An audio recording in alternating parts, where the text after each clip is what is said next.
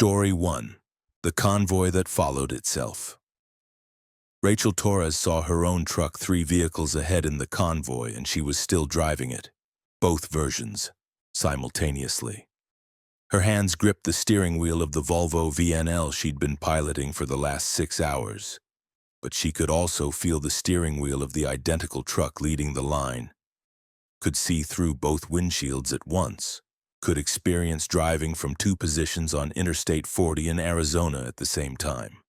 The split consciousness had started 30 miles back when she'd noticed the truck ahead had the same company decals, the same license plate number, the same custom mud flaps she'd installed last month. Now she was that truck too. Rachel had been hauling electronics for 14 years, mostly solo runs across the Southwest, and she'd never experienced anything like this doubling of perception. It was 3:22 a.m. on December 4th, 2023, and she was part of a 6-truck convoy that had formed naturally through the night. Drivers maintaining similar speeds, similar routes, settling into the comfortable rhythm of traveling together through empty desert highway. Except the convoy wasn't following each other anymore. The convoy was following itself, each truck somehow occupying multiple positions simultaneously. Drivers experiencing their journey from several perspectives at once. Rachel tried her CB radio. "Breaker, breaker, this is Desert Rose. Anyone in the convoy notice anything strange?" Her voice came back through the speaker, but it was layered. She heard herself speaking from her current position, but also from ahead, from behind, from positions she wasn't physically occupying but somehow still inhabited. The other drivers responded, their voices similarly multiplied, fragmented across the convoy's length. "I'm seeing myself," a male voice said, tripled through the static. "I'm driving behind myself. I can feel both trucks. I don't understand what's happening." "We need to stop," another driver suggested, her voice coming from 4 distinct positions. "Pull over, figure this out." But when Rachel tried to slow down, both trucks she occupied, the one her physical body was in, and the one ahead, refused to change speed. The accelerator pedal under her foot stayed fixed at the current position regardless of how she pressed or released it. She was locked at 73 miles per hour, maintaining perfect formation with the convoy that was somehow composed of the same vehicles repeating. The same drivers experiencing themselves from multiple angles. Rachel counted the trucks visible in her headlights and mirrors. She could see 8 vehicles, but there were only supposed to be 6 drivers. And as she focused on each truck, she felt her consciousness expand into them. Suddenly, she was driving all 8 positions simultaneously, her awareness distributed across the convoy, like threads of a single consciousness stretched thin.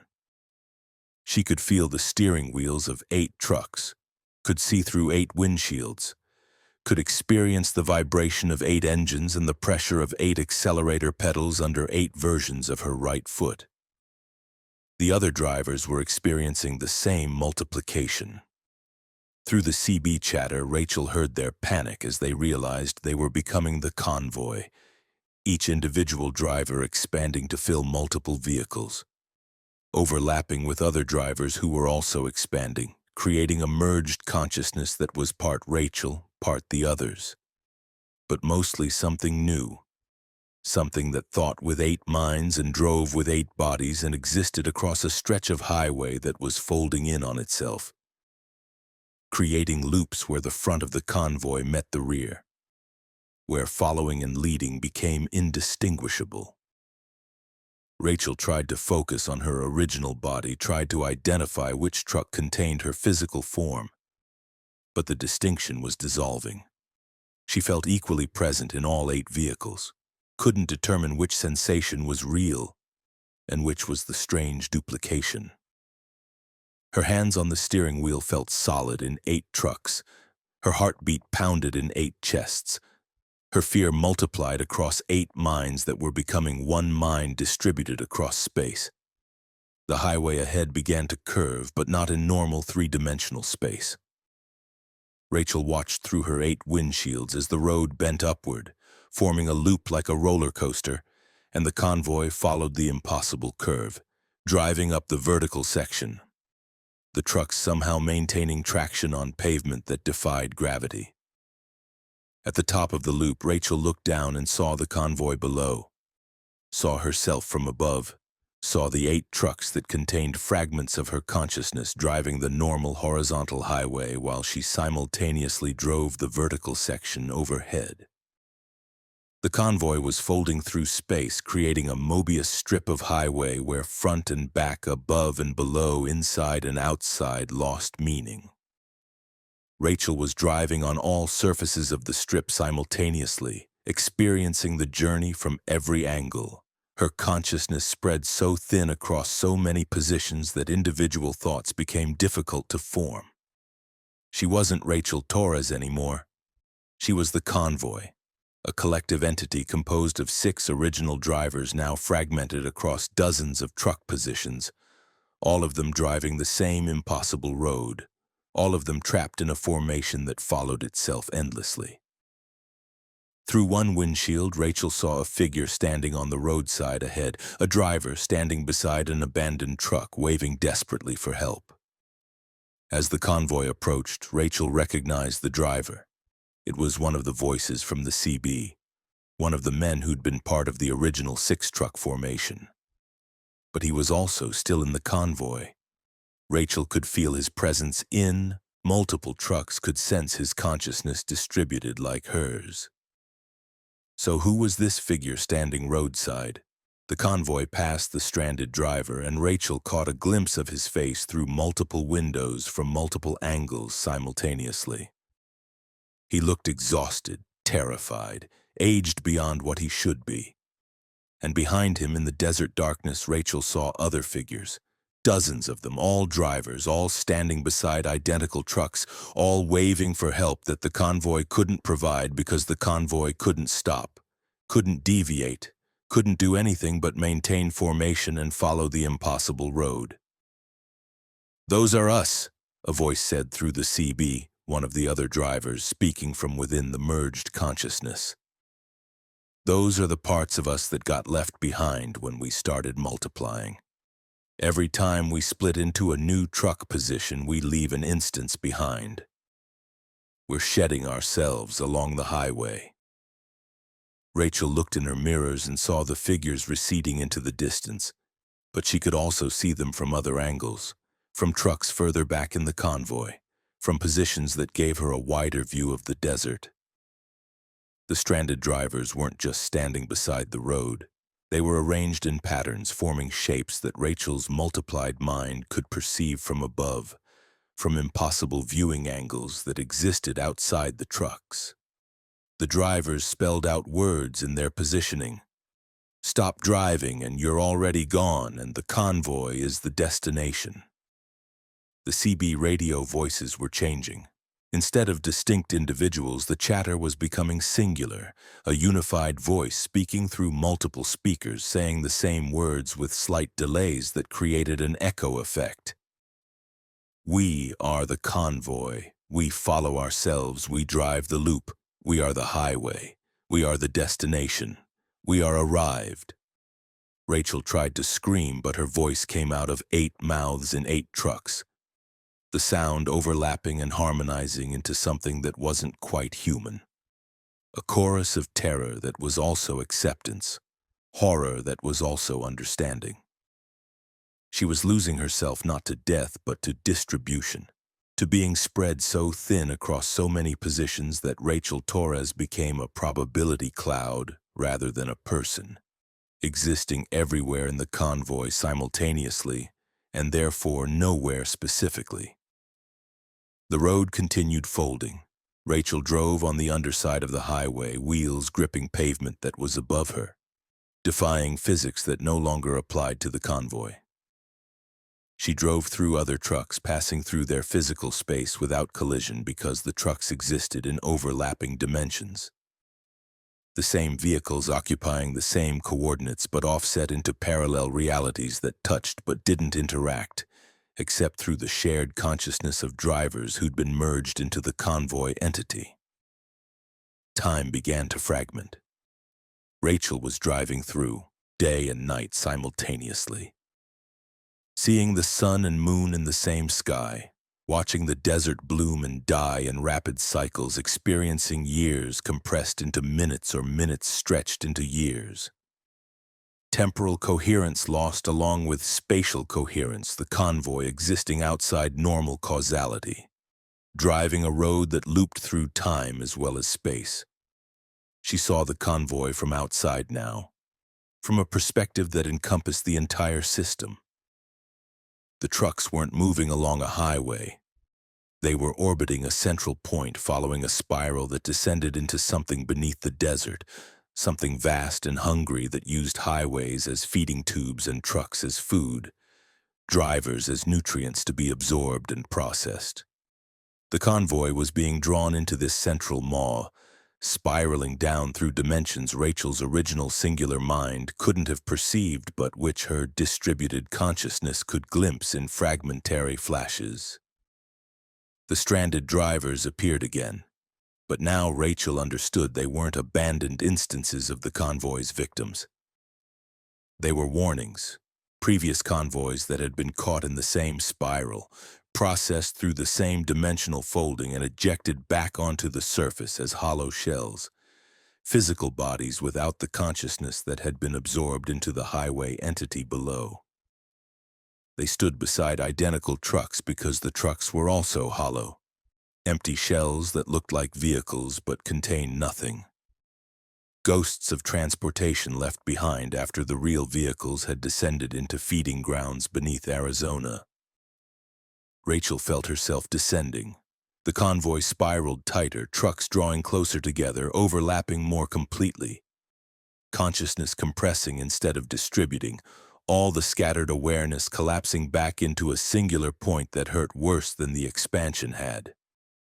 8 minds crushing into one, 8 bodies occupying the same space, 8 trucks merging into a single vehicle that contained all possible positions the convoy had occupied, superimposed and compressed until Rachel couldn't distinguish which sensation belonged to which body because all bodies were one body now. All trucks were one truck, all drivers were one driver falling into the center point where the highway spiral terminated. The truck, singular again just Rachel's original Volvo, emerged onto normal highway. The speedometer showed 73 miles per hour. The clock showed 3:57 a.m., 35 minutes after Rachel had first noticed her duplicate truck ahead. The CB radio was silent. The road was empty. No convoy, no other vehicles, just Rachel driving alone through Arizona night as if nothing had happened. But Rachel wasn't alone in her truck. She could feel them, the other 5 drivers, their consciousnesses compressed into her body, sharing her eyes, her hands, her thoughts. 6 minds in one skull, 6 sets of memories overlapping with hers. 6 identities, merged into a collective that called itself Rachel but was really something else. Something that had been processed through the highway's digestive system and reformed into a singular entity that remembered being separate but would never be separate again. She pulled over at the next rest stop, got out, and looked at her reflection in the truck's chrome. 6 faces stared back, superimposed over each other, features blending and shifting, eyes multiplying across the surface until she was looking at herself from every angle simultaneously. From perspectives that couldn't coexist in 3-dimensional space, but somehow did in the reflection, in the merged consciousness that now piloted her body. Other drivers at the rest stop stared at her, and Rachel realized they could see it too, could see the multiplication, the overlay of 6 people occupying one body. A trucker approached her carefully, keeping distance, and asked if she needed help. Rachel tried to answer with her voice, but 6 voices came out speaking in harmony, saying, "We are fine. We are together.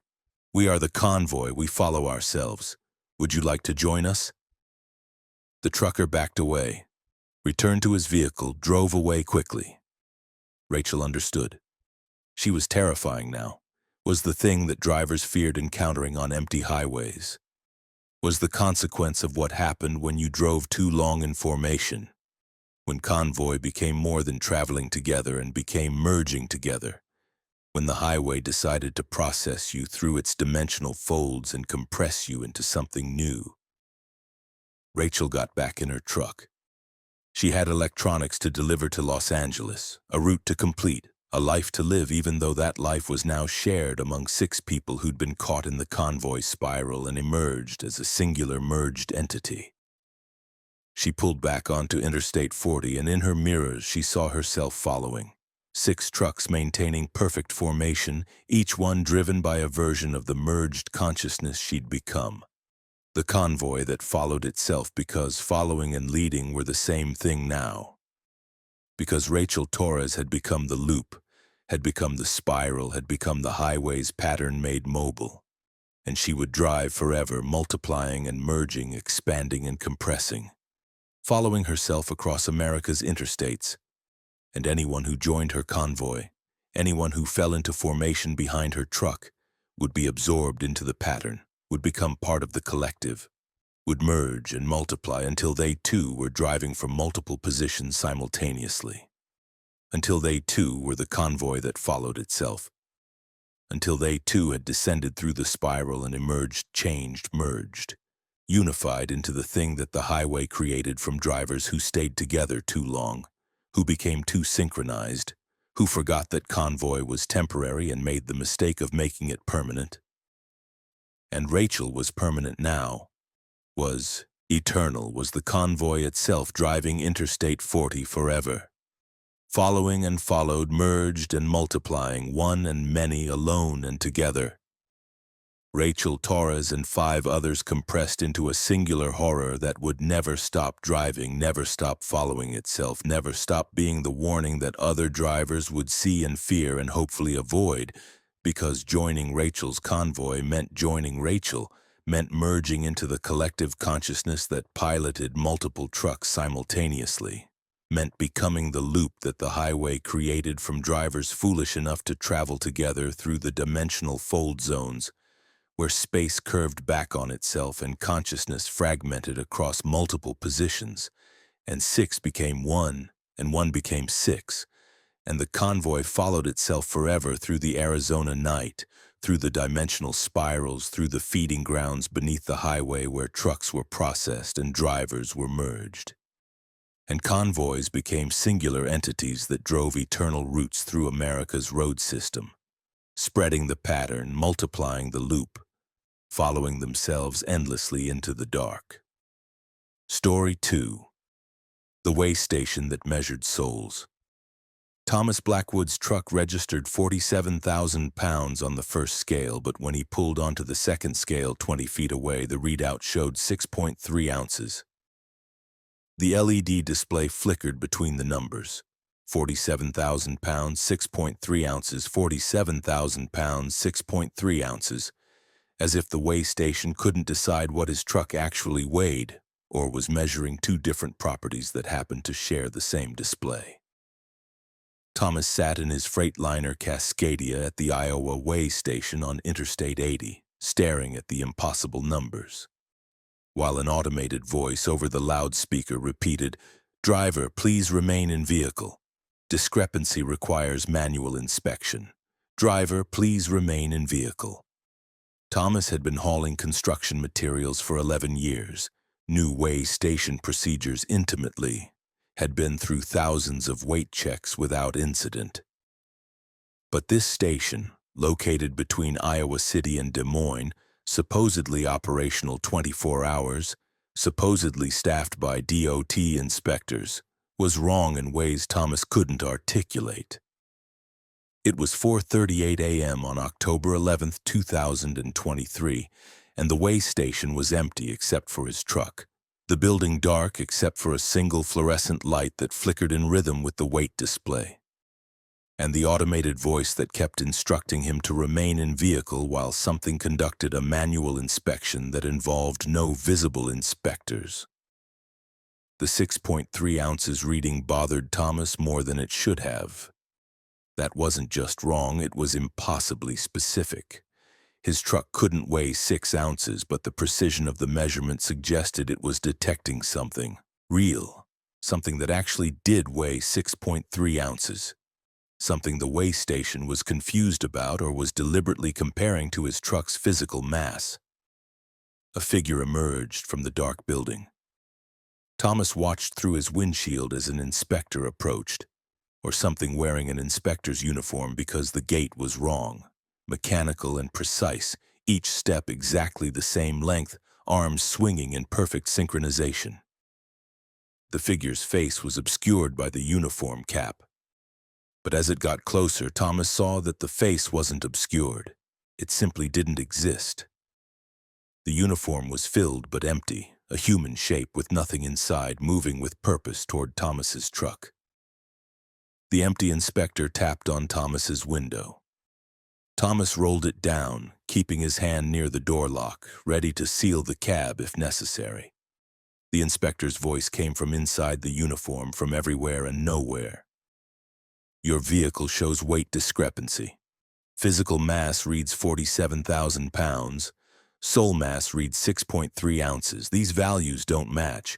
DOT regulations require alignment within 2 ounces. Soul mass? Thomas's voice cracked. What are you talking about? All trucks carry 2 types of cargo. Physical cargo measured in pounds, spiritual cargo measured in ounces. Your physical cargo is acceptable. Your spiritual cargo is deficient. You're carrying a soul that weighs 6.3 ounces. DOT minimum is 8 ounces. You're 2.7 ounces under required weight. This is a violation. Thomas's mind reeled. I don't understand. I'm hauling steel beams. There's no spiritual cargo. That doesn't make sense. The empty inspector consulted a clipboard that materialized in its non-existent hands. All drivers carry spiritual cargo, their own soul measured at the point of weighing. Your soul weighs 6.3 ounces. This indicates severe deterioration. Normal adult human soul weighs between 9 and 12 ounces. 6.3 suggests advanced degradation through guilt, despair, moral compromise, or metaphysical parasitism. You need to add soul weight before you can leave this weigh station. Thomas tried to pull away, but his engine wouldn't respond. The truck was locked in place on the scale, held by forces that weren't physical, weren't mechanical, but were definitely real because Thomas couldn't move despite pressing the accelerator to the floor. How do I add soul weight? What does that even mean? You have 3 options. Option 1. Confess sins sufficient to restore 2.7 ounces of moral weight through genuine remorse. Option 2. Accept burden of guilt equal to 2.7 ounces from our storage facility. Option 3. Remain at weigh station until natural spiritual recovery occurs. Estimated time 12 to 15 years. Please select option. Thomas's hands shook on the steering wheel. This was insane. This couldn't be real. But the scale still showed 6.3 ounces and his truck still wouldn't move.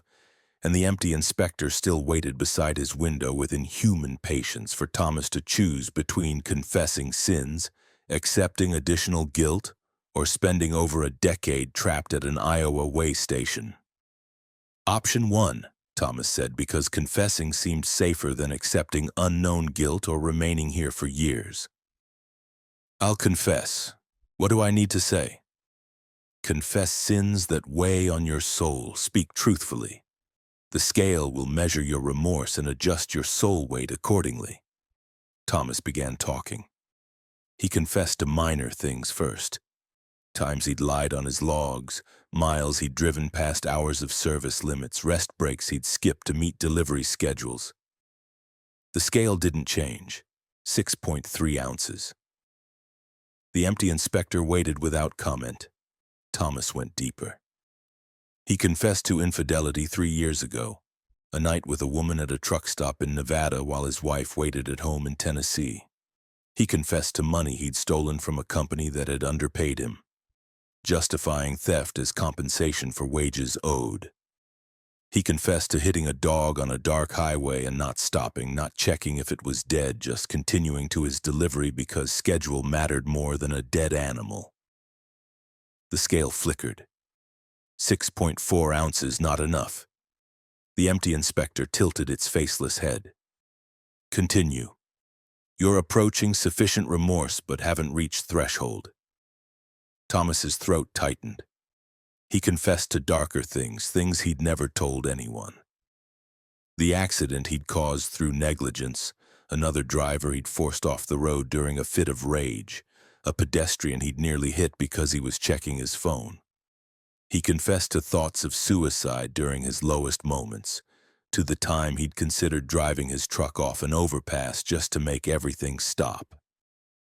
He confessed to hating his children sometimes, to resenting their existence, to wishing he'd never become a father because responsibility felt like drowning.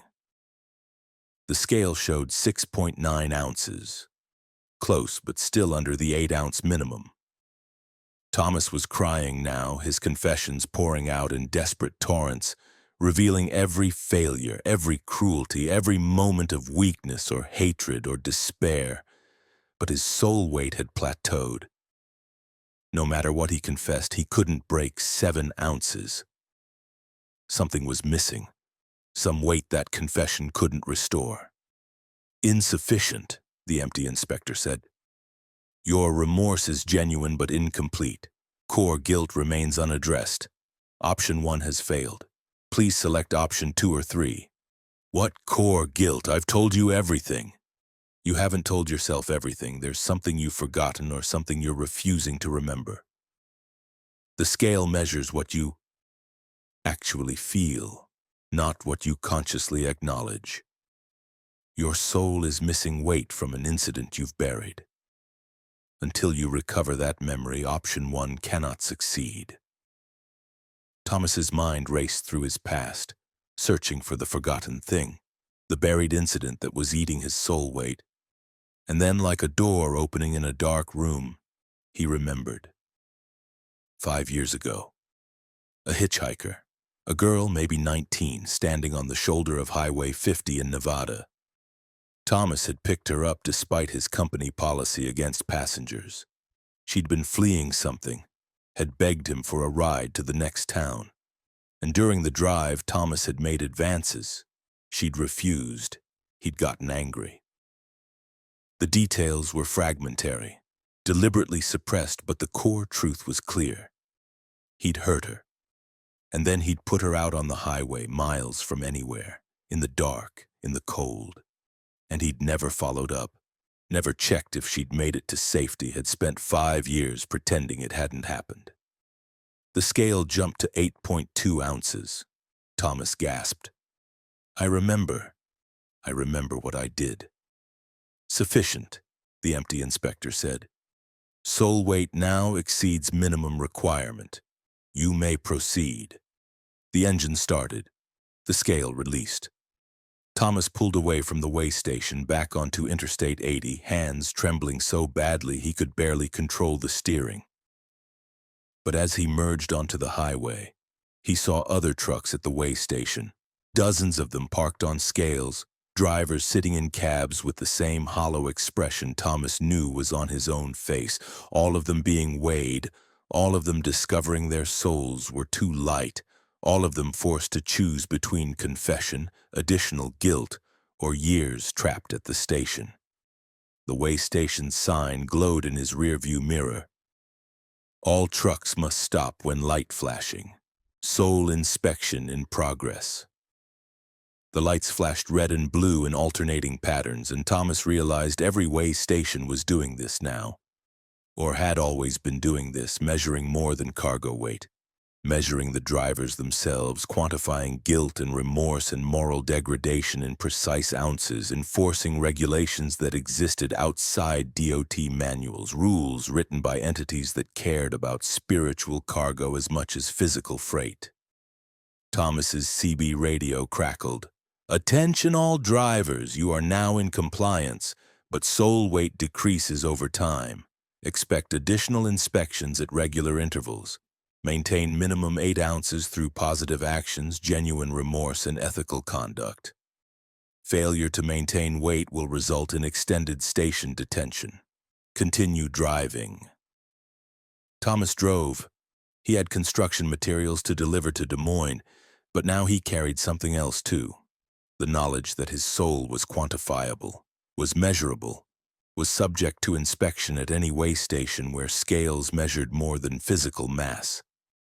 And the weight was always decreasing, always requiring maintenance, always in danger of dropping below the minimum threshold where drivers got trapped, got forced to confess or accept guilt or spend years waiting for natural recovery that might never occur.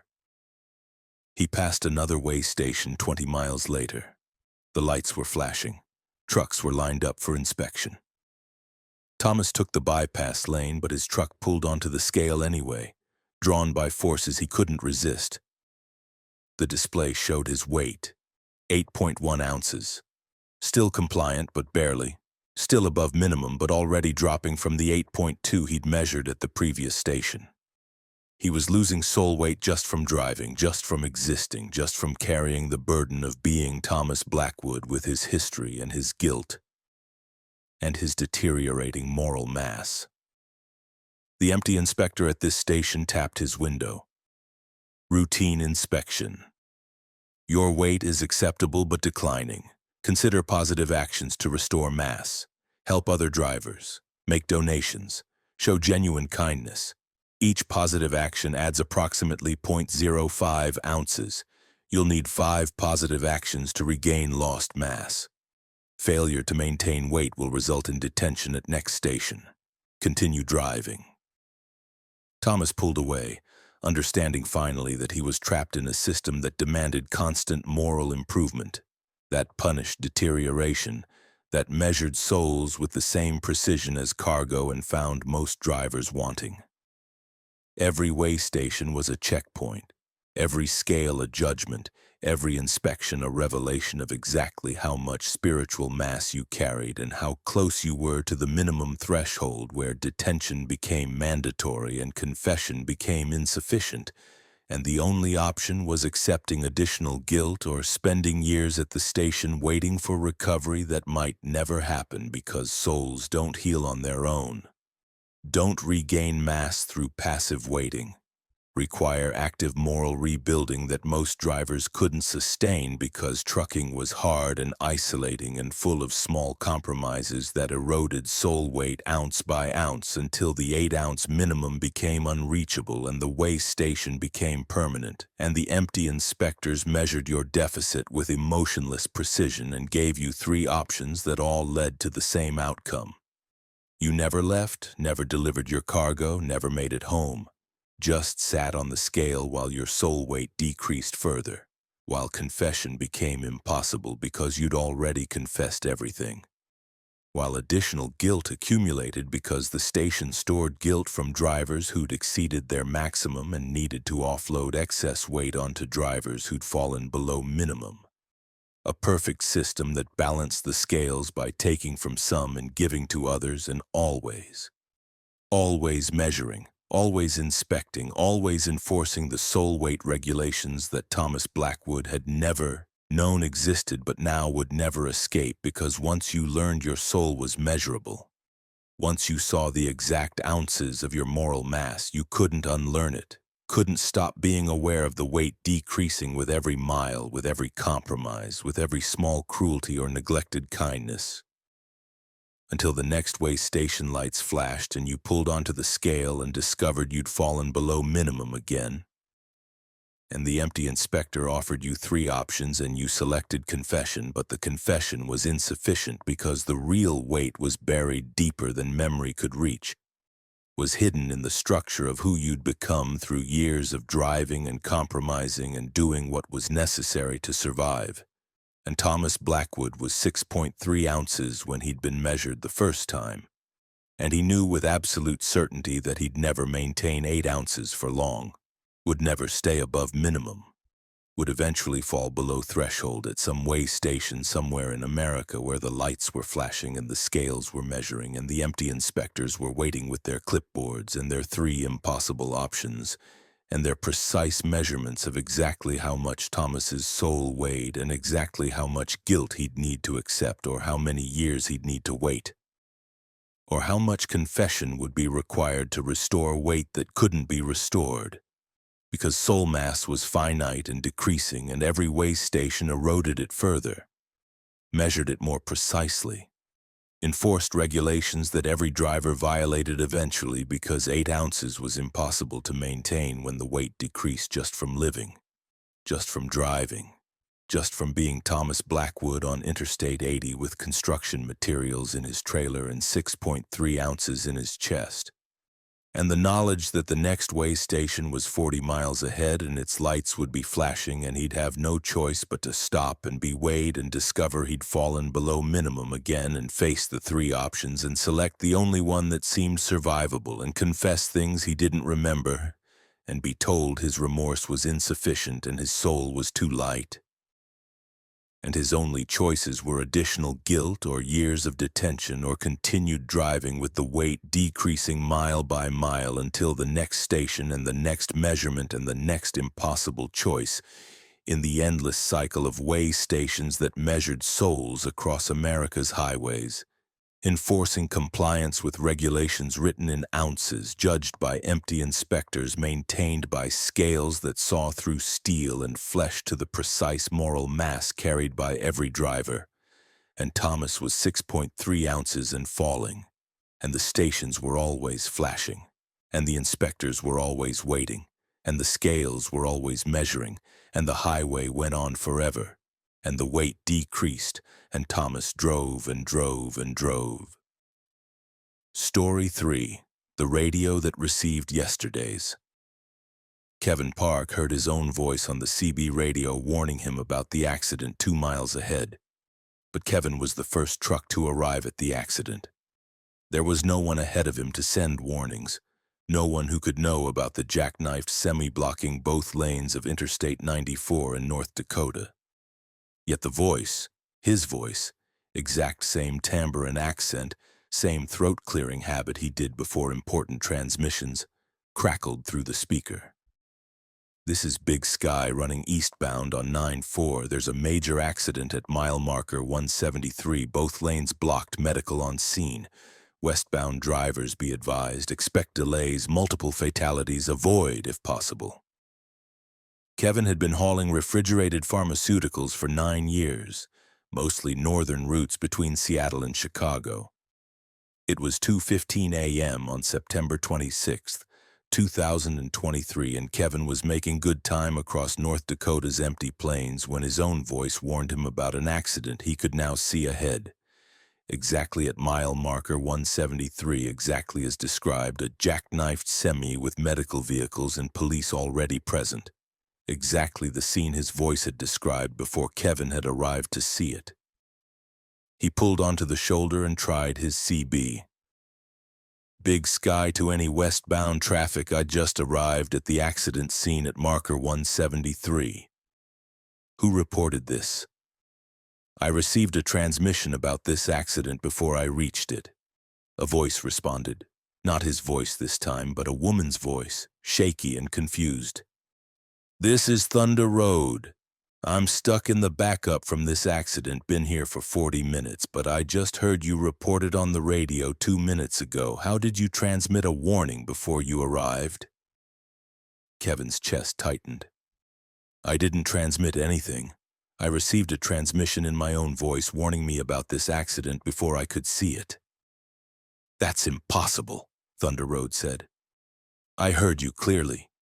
You described the accident, gave the mile marker, said there were fatalities. And you were right. 3 people dead in the jackknife. Happened about an hour ago, according to the troopers. Kevin sat in his cab, processing the implications. He'd received a CB transmission from himself, warning about an accident that had already occurred before he'd arrived at the scene. The transmission came from the future, or more accurately, from a version of himself that had already reached the accident, had already observed it, had already transmitted the warning backward through time to his earlier self.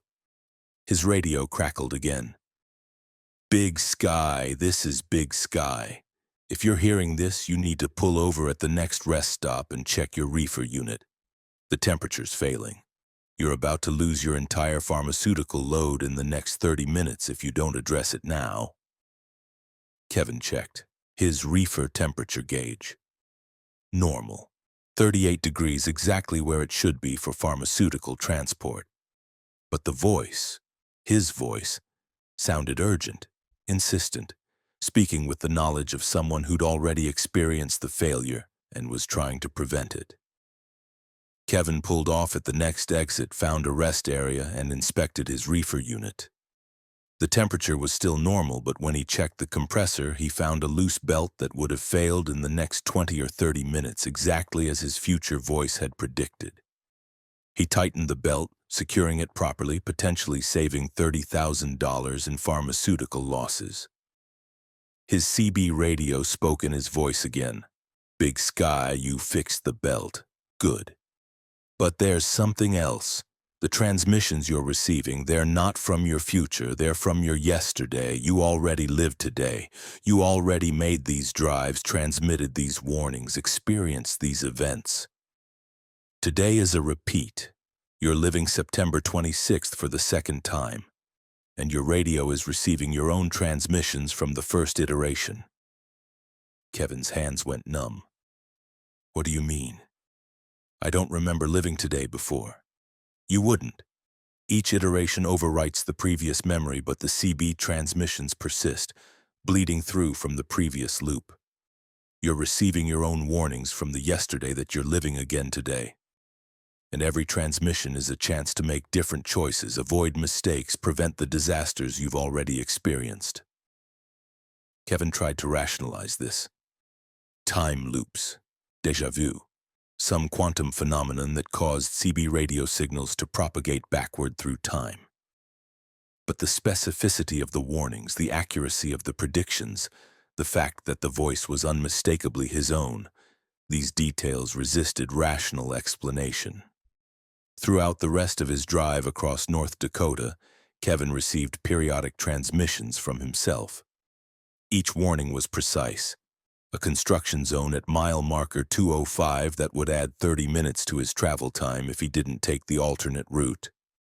A fuel stop in Fargo that would have contaminated diesel, leading to injector failure. A hitchhiker at mile marker 247 who would rob him at knife point if he stopped. Each transmission was delivered in his own voice, with details only someone who'd already experienced the events could know.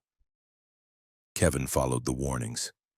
He took alternate routes, avoided the contaminated fuel, didn't pick up the hitchhiker. His day proceeded smoothly. Disasters averted by transmissions from the yesterday he didn't remember living. But then, around 8 p.m., the transmissions changed tone. His voice came through the CB, frantic now, terrified. "Big Sky, listen carefully. At mile marker 315, there's an exit for a truck stop called Nightingale Services. Do not take that exit. Do not stop at Nightingale Services. I stopped there yesterday, I mean today, the first time I lived today, and something happened. Something that made the loop necessary.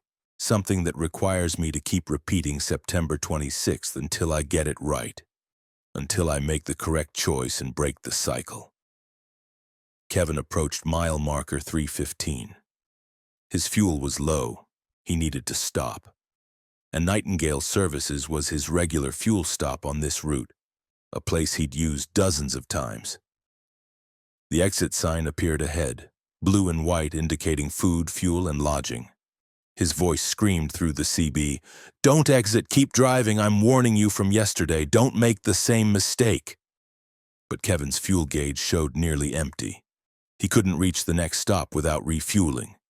He took the exit, descended the ramp, pulled into Nightingale Services. The facility looked normal, well lit, several pumps, a restaurant attached, a few trucks parked in the lot. Kevin fueled up, went inside to pay and grab coffee. The attendant looked at him with recognition. "You're back, second time today." Kevin frowned. "I haven't been here today. This is my first stop at this location." "You were here at 2 p.m., pumped diesel, bought coffee, left. But that was the first time. This is the second time, which means you're in the loop again, which means tomorrow, which is also today. You'll be back at 2 p.m. and then again around 8 p.m. and the cycle continues. Kevin's coffee cup fell from his hand, shattering on the floor. What are you talking about? Nightingale Services exists at a temporal junction. All truck stops do, actually, but most people don't notice. We serve drivers traveling through time as well as space. Some drivers pass through normally once per day, but some drivers get caught in recursive loops, living the same day repeatedly, and they stop here multiple times in the same iteration, or once per iteration across multiple repetitions. You're a looper. You've been living September 26th for... The attendant checked a ledger. 93 iterations now. This is your 93rd repeat of this day. Kevin backed toward the door. That's impossible. I'd remember. I'd know if I'd lived this day before. You don't remember because each iteration overwrites your memory. But your CB transmissions persist as echoes, warnings from previous iterations that bleed through to your current self. That's why you hear your own voice. You're receiving warnings from all 92 previous versions of yourself who've already lived today and are trying to help you break the loop. How do I break it? What do I need to do differently? The attendant pointed to a door beside the coffee station, a door marked Employees Only. Through that door is the temporal mechanism that maintains the loop. You need to go through, find the control panel, and manually disconnect your personal timeline from the loop. It's the only way to proceed to September 27th. Kevin approached the door, but his CB radio crackled with his voice again. Don't trust the attendant. Going through that door is what trapped me in the loop in the first place. The attendant is part of the mechanism. Nightingale Services runs on looped drivers. We're fuel for the temporal engine.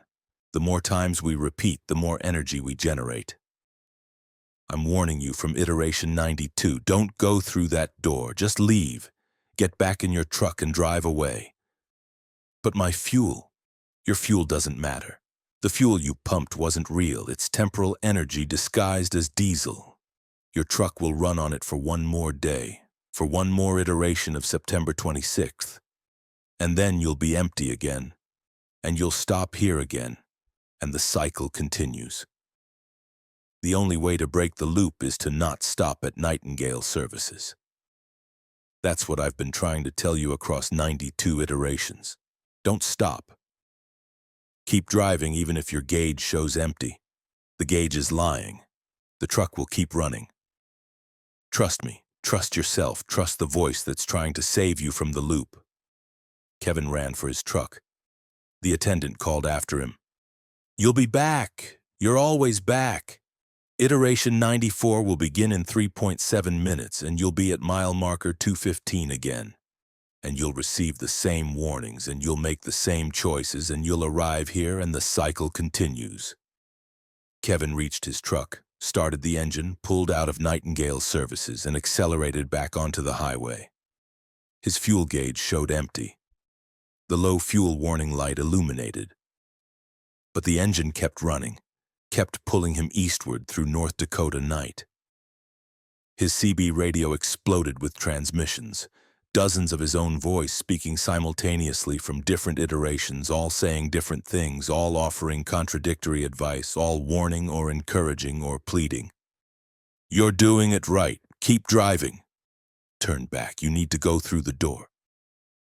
The attendant was telling the truth. The attendant is the enemy. This is iteration 94 and you're making the same mistake. This is iteration 94 and you're finally breaking free. September 27th is a trap worse than the loop. September 27th is freedom. The voices multiplied until Kevin couldn't distinguish individual transmissions, just a roar of his own voice speaking in chorus. All the iterations of himself that had lived this day speaking simultaneously, offering guidance that canceled itself out, contradictions that revealed no clear path, warnings and encouragements that were equally valid and equally false. Kevin drove through the cacophony, fuel gauge on empty engine, impossibly running, crossing mile markers that seemed to repeat in sequence. 320, 321, 320, 321, as if the highway itself was looping, folding back on itself, refusing to let him progress past Nightingale's services even though he'd left the truck stop miles behind. Then at exactly midnight, the CB radio went silent. The voices stopped. Kevin's dashboard clock ticked over to September 27th. He'd broken through, he'd escaped the loop, or he'd entered a new loop, or he was still in the same loop but perceiving it differently. Kevin couldn't be certain, couldn't distinguish between freedom and continued entrapment. His CB radio crackled one final time with his own voice. This is Big Sky transmitting from September 27th. If you're hearing this on September 26th, you're in the loop. I escaped, or I think I escaped, but I'm not sure anymore because September 27th feels exactly like September 26th. Except the date is different, and I'm starting to wonder if every day is a loop, if every date is repeated infinite times while we perceive linear progression. If Nightingale's services isn't a trap but a revelation that shows us the truth about how time actually works. And if that's true, then the warnings I've been sending myself aren't about escaping the loop. They're about accepting it, about learning to navigate the repetitions, about understanding that Kevin Park has always been living the same day over and over with slight variations, and what I thought was 9 years of trucking experience is actually just one day lived 9 years worth of times, and the road goes on forever. Not because space is infinite, but because time is recursive, and I'm broadcasting this to myself on all previous iterations, hoping that one version of me will understand that the loop isn't the problem, the loop is the nature of existence. And Kevin Park is eternal not because I'll live forever, but because I'm living the same day forever. And the CB radio receives yesterdays because yesterday is the same as today is the same as tomorrow. And the warnings are pointless because every choice has already been made infinite times. And the accidents and the reefer failures and the hitchhikers and Nightingale services are waypoints on a circular path that has no beginning and no end, just eternal repetition with the illusion of progress. And if you're hearing this, Kevin Park, if you're receiving this transmission from the tomorrow that's also yesterday, that's also today, then understand that the loop isn't something to escape, it's something to accept, because you're in it now and you've always been in it, and you'll always be in it. Broadcasting warnings to yourself across iterations that all exist simultaneously. Living September 26th for the 93rd time, or the 9,000th time, or the infinite time. And the highway stretches forever not because space is endless, but because time circles back and you're driving the same miles over and over. Passing the same markers, receiving the same warnings, making the same choices that feel different but lead to the same outcomes. And Kevin Park is the loop, and the loop is Kevin Park, and the CB radio receives yesterdays because yesterday never ended. Just repeats forever with you inside it, broadcasting warnings that won't change anything because the loop is absolute and escape is an illusion. And September 26th is eternal, and you've been here before and you'll be here again, and this transmission is proof. Because you're hearing yourself from tomorrow, warning yourself about today, which is the same as yesterday, which is the same as every day you've ever lived. And the truck keeps running on empty because empty is full in the loop, and the highway continues because continuing is the same as circling back. And Kevin Park broadcasts warnings about Kevin Park to Kevin Park forever through CB radio that receives yesterdays that are also tomorrows that are also now. Eternally, infinitely, forever transmitting, forever receiving, forever looping, forever September 26th, forever mile marker 315, forever Nightingale services waiting ahead.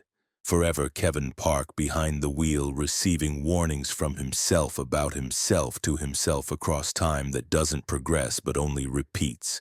And if you're hearing this, you're in the loop.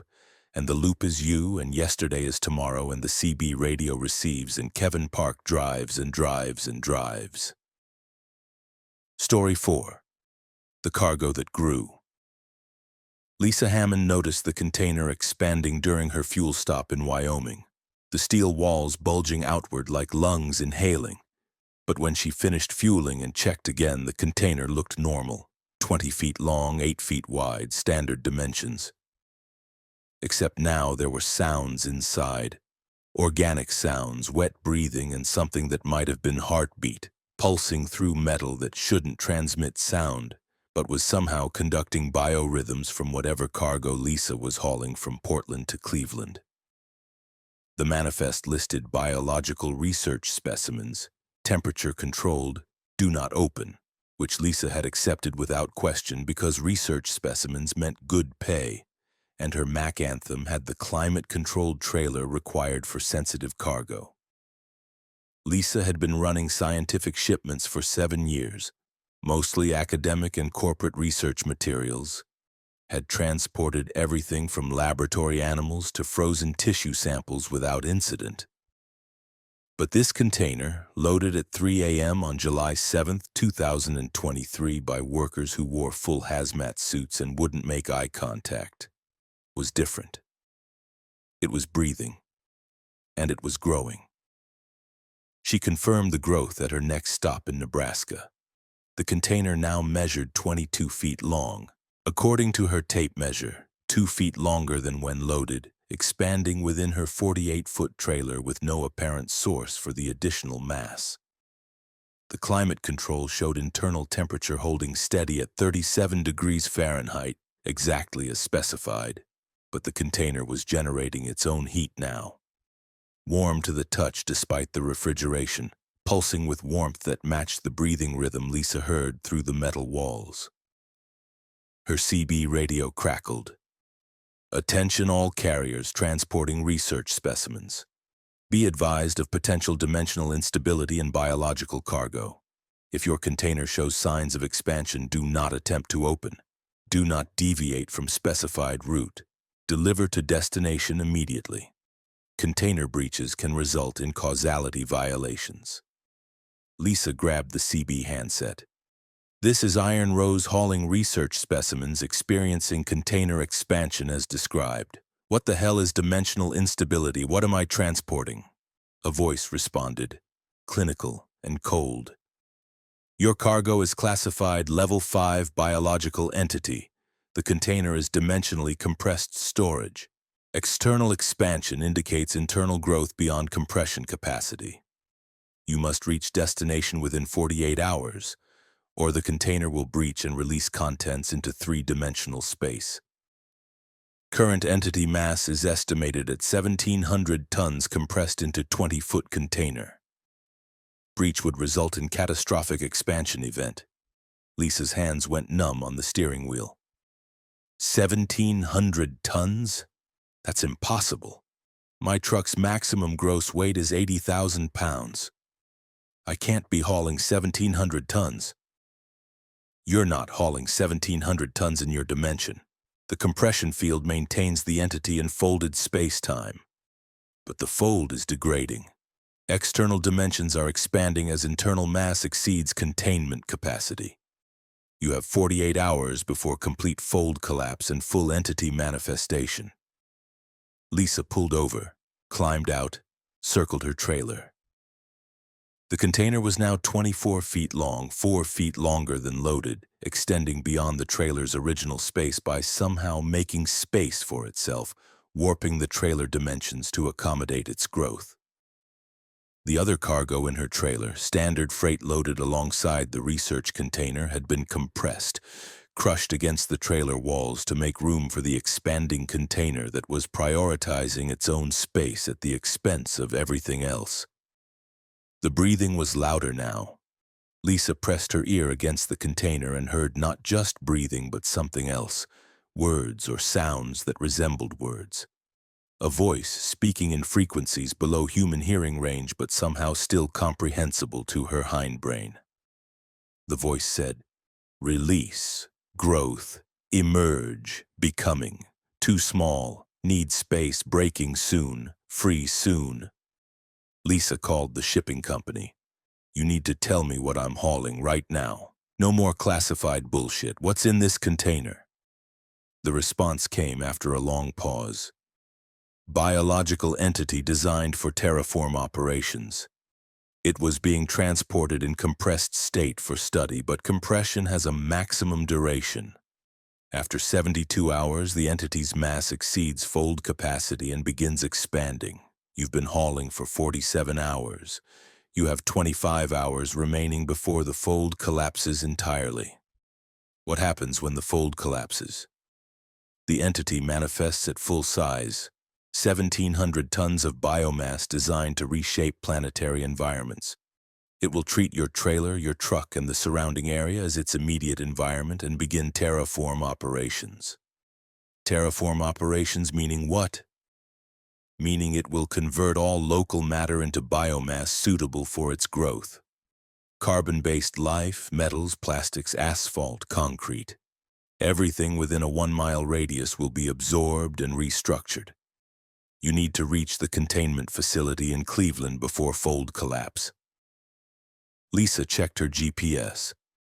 27 hours to Cleveland at current speed. She'd arrive with 2 hours to spare. Barely. She pulled back onto the interstate, pushing her Mac to 75 miles per hour, racing against the expansion happening in her trailer, against the fold collapse that would release something designed to terraform planets into the middle of America's heartland. The container grew. By Iowa, it was 28 feet long. By Illinois, 30 feet.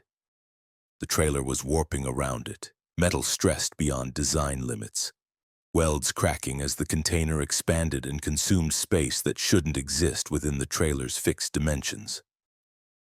Lisa could see the trailer bulging from her mirrors, the sides bowing outward, the roof lifting, the entire structure deforming to contain the growing mass that was approaching fold collapse. The breathing intensified. Lisa felt it through her seat, through the steering wheel, through the truck's frame. Rhythmic pulsing that matched her own heartbeat, as if the entity was synchronizing with her, as if it was aware of Lisa and was trying to communicate or merge or prepare her for what would happen when the fold collapsed and 1,700 tons of terraforming biomass erupted into three-dimensional space with her as the nearest source of convertible carbon. Her CB radio spoke with a new voice, not the clinical dispatcher, but something else, something wet and resonant. Driver, you are compatible. When I emerge, you will be integrated first. Painless. Quick. You'll become part of the new environment. Your consciousness will persist within the biomass. You'll be the template for what this area becomes. Lisa Hammond, truck driver spreading herself across miles, your thoughts becoming landscape, your memories encoded in the new structures I create. You should be honored. Lisa's foot pressed harder on the accelerator. 80 miles per hour. 85. The Mac groaned with the speed and the load that was exceeding its capacity, that was warping physics to fit inside the trailer, that was preparing to unwarp and expand into its true dimensions. At midnight, 20 miles from Cleveland, the container measured 43 feet long. It had exceeded the trailer's physical capacity, and the trailer was simply larger. Lisa looked in her mirrors and saw a trailer that was impossibly extended, stretched like taffy, maintaining structural integrity despite having dimensions that couldn't fit the truck pulling it. The entity was warping space around itself, creating room for its expansion regardless of physical constraints. The voice spoke again. 15 minutes until fold collapse. You will not reach the containment facility in time. I will manifest on this highway. And you, Lisa Hammond, will be my first convert, my template, my foundation. Do not fear. Integration is ecstasy. Lisa saw the exit for the containment facility, a nondescript warehouse on Cleveland's outskirts surrounded by high fences and security checkpoints. She took the exit at 90 miles per hour, tires screaming, trailer swaying with the turn, the container now 50 feet long and actively pulsing. The breathing so intense the entire truck vibrated with each exhalation. Security waved her through immediately. She pulled into a massive bay door that sealed behind her with hydraulic locks. Workers in hazmat suits approached her trailer cautiously, setting up equipment around the container, establishing what looked like a secondary containment field using electromagnetic generators positioned around the trailer. "You have 8 minutes," a voice said over the facility's loudspeaker. "The entity is in final expansion phase. We need to transfer it to the permanent containment chamber before fold collapse." Lisa climbed out of her truck and ran. She didn't want to be near the container when whatever was going to happen happened. She reached the facility's control room and watched through reinforced glass as robotic systems opened her trailer and extracted the container. Now nearly 60 feet long, glowing with bioluminescent patterns that pulsed in time with the breathing, visibly expanding in real time. The robots transferred the container to a massive cylindrical chamber, a space that seemed much larger on the inside than its external dimensions suggested. The same dimensional folding that had kept the entity compressed now being used to contain it in a larger pocket of space. The chamber sealed with locks that looked organic and mechanical simultaneously. Living metal that grew to fill the gaps and create an airtight seal. The fold collapsed. Through the observation window, Lisa watched as the entity expanded, reaching its true dimensions inside the containment chamber. It filled the space rapidly, becoming a mass of flesh and plant-like structures and geometric patterns that defied natural biology. It was beautiful and horrifying, organized and chaotic, clearly alive but following rules that weren't terrestrial. 1,700 tons of biomass designed to reshape worlds unfolded from the collapsed space, manifesting fully for the first time in 72 hours.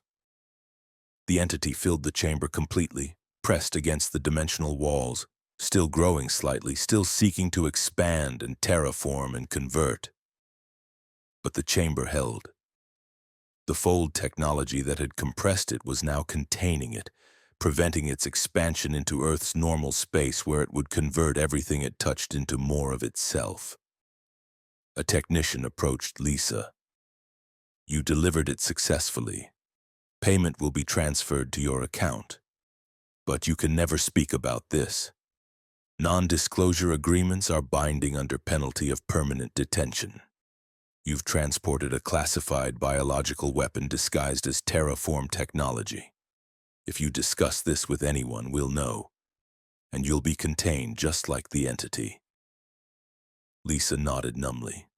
She collected her payment, triple her normal rate, and left the facility. Her trailer was destroyed, warped beyond repair by the container's expansion. The company provided a replacement trailer, and Lisa hooked it up and drove away from Cleveland. Away from the containment facility, away from the entity that had wanted to make her its first convert, its template, its foundation.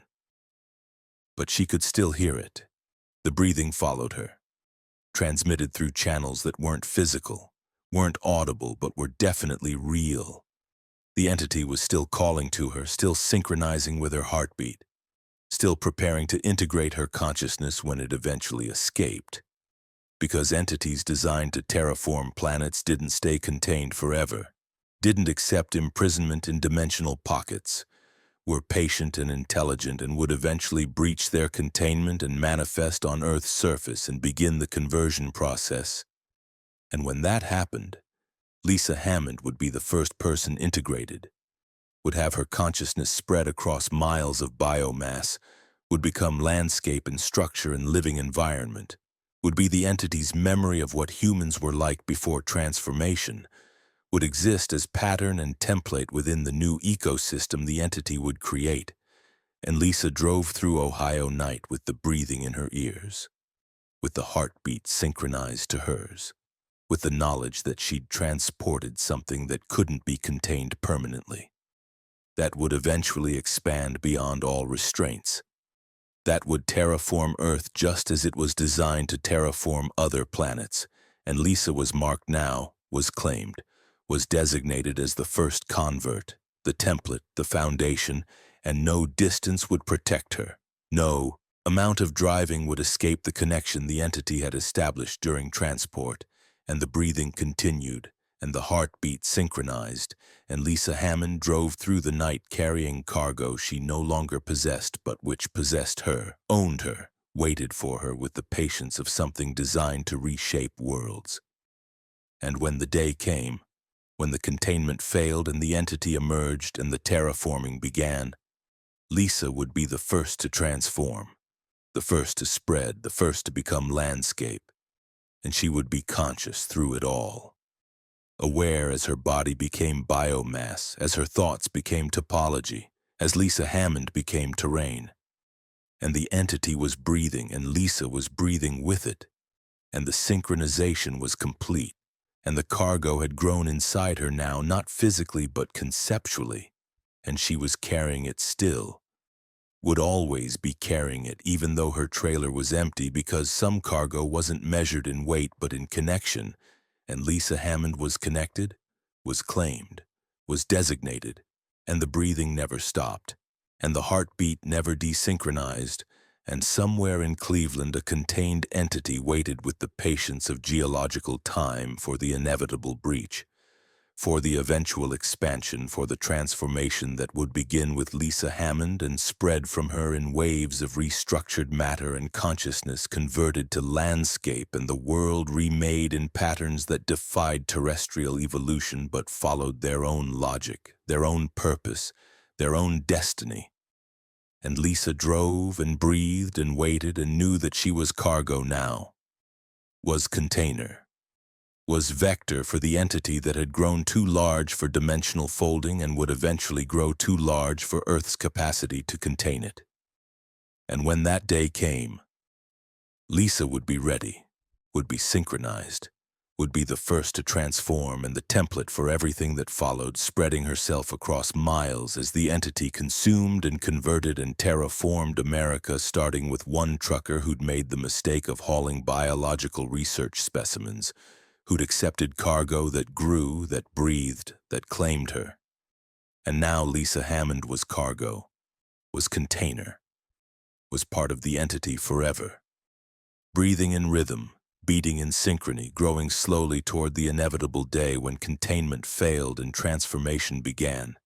And Lisa became landscape, eternally conscious, eternally present, eternally part of the terraformed world that the entity would create from her template, from her memories, from her essence spread across restructured matter that remembered being Lisa Hammond, and used that memory as foundation for the new ecosystem, the new reality, the new Earth that would emerge when the cargo finished growing and the fold collapsed completely, and 1,700 tons became 17,000 tons, became the entire continent reshaped in the image of biomass designed for planetary conversion.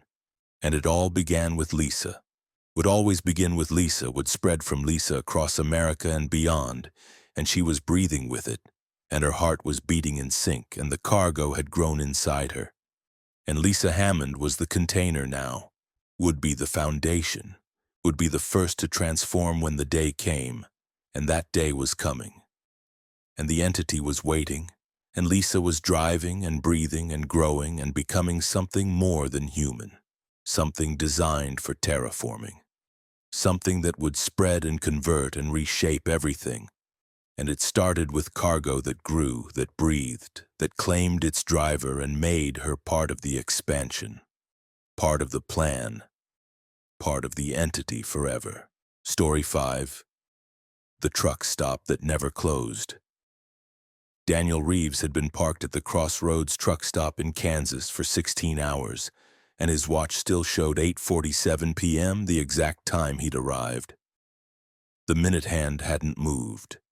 Neither had the hour hand, but Daniel had slept, eaten 3 meals, showered twice, had extensive conversations with other drivers, and yet every clock in the truck stop showed the same frozen time, 8:47 p.m. on November 19th, 2023.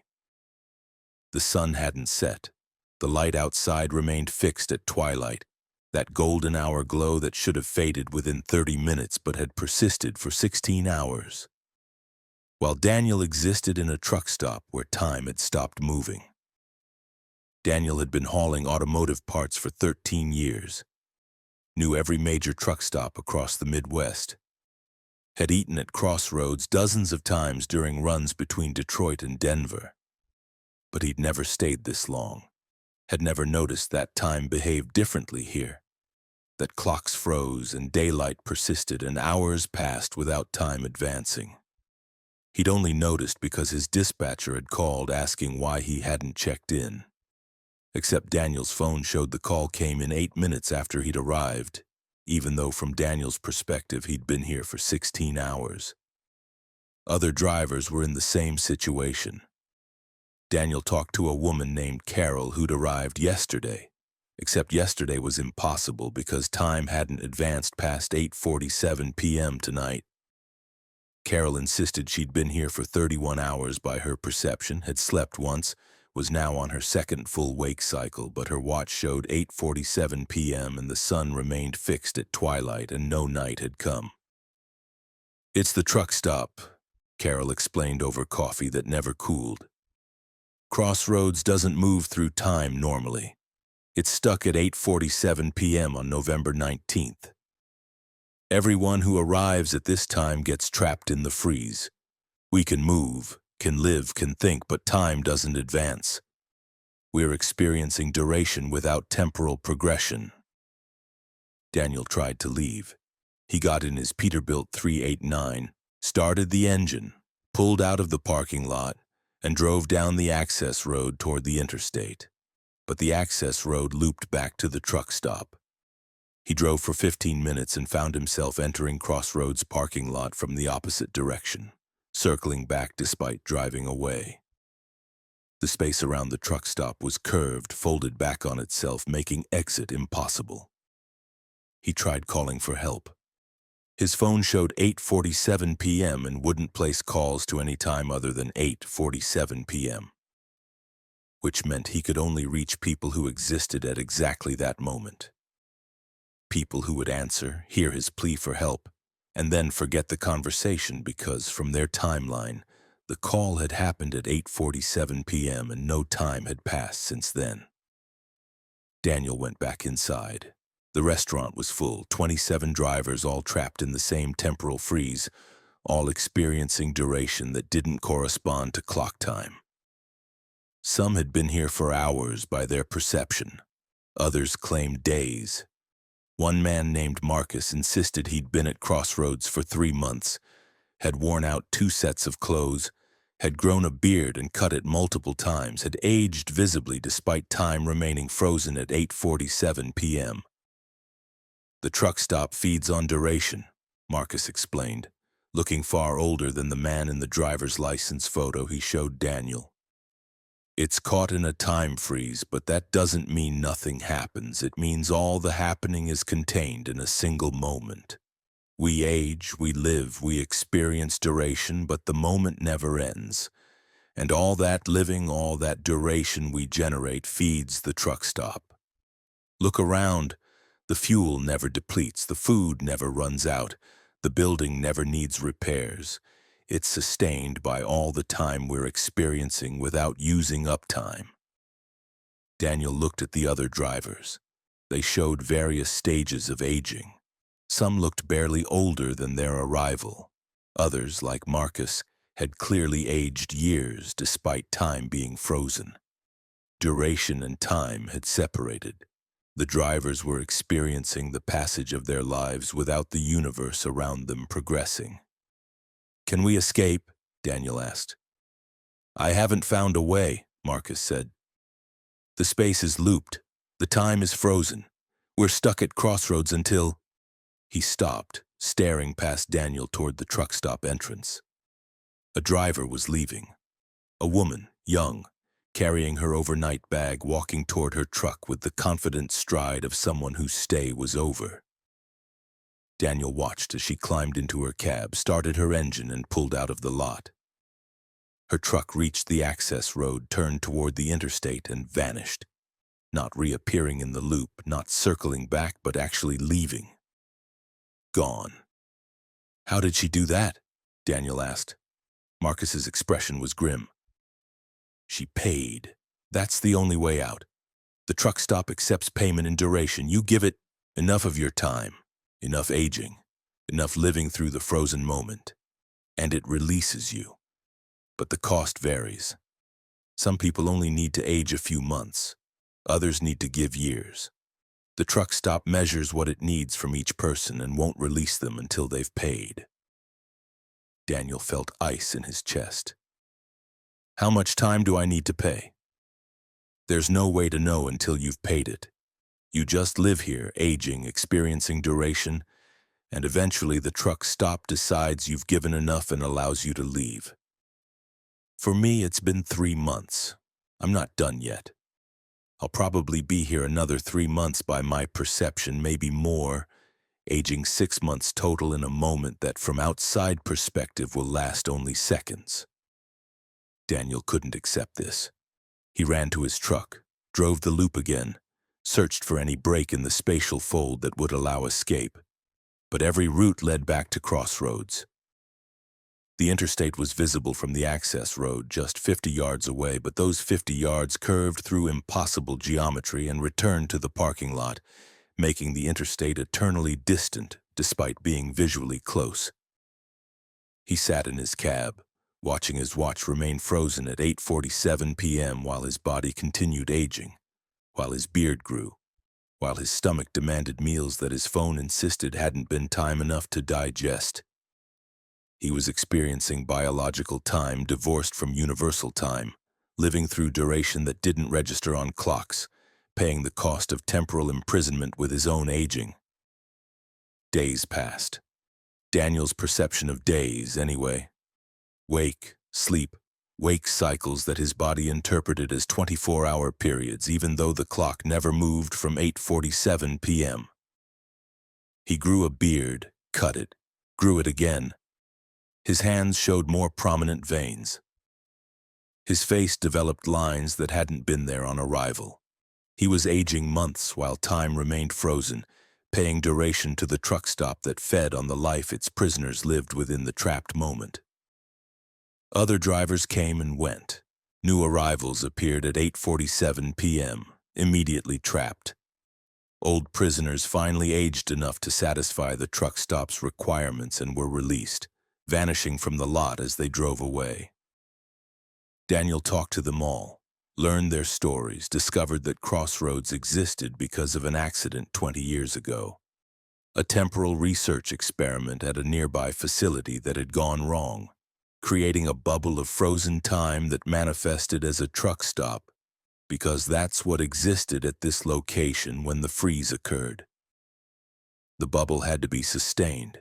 Time wanted to resume, wanted to flow normally, but the freeze required energy to maintain.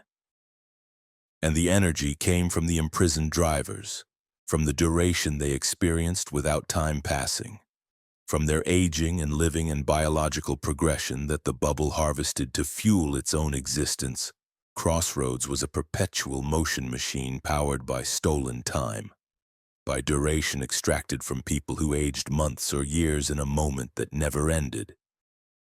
Daniel aged 6 months before the truck stop released him. He woke one morning, or what he perceived as morning despite unchanging twilight, and felt different, lighter. The spatial loop didn't pull as strongly. He got in his truck, drove down the access road, and this time he didn't loop back. He reached the interstate, merged into traffic, and checked his watch. 8:48 p.m. 1 minute had passed from external perspective. 1 minute in which Daniel had aged 6 months. He called his dispatcher. "Where have you been? You went dark for a minute. Everything okay?" Daniel looked at his face in the rearview mirror. He looked 47 now instead of 41. 6 years of aging compressed into 60 seconds of universal time. "I stopped at Crossroads," he said. "It took longer than expected." He never stopped at Crossroads again. He warned other drivers, posted about it on trucker forums, tried to spread awareness that Crossroads truck stop in Kansas was a trap that aged you, that stole your duration, that trapped you in frozen time while your body continued aging in a moment that never ended. But most drivers dismissed his warnings as paranoid delusion or stress-induced hallucination. And Crossroads remained open, remained operational, remained frozen at 8:47 p.m. on November 19th, 2023, with new drivers arriving every subjective day, new prisoners discovering they couldn't leave, new sources of duration to fuel the temporal bubble that sustained the truck stop's existence. Marcus was still there, having aged 9 months now, still not old enough to satisfy the truck stop's requirements. Carol had been released after aging 4 months. Others remained trapped, some for weeks, some for months, some potentially for years of subjective duration compressed into single moments of universal time.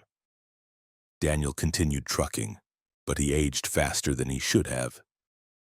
The 6 months stolen by Crossroads having accelerated his biological clock in ways that didn't reset after release.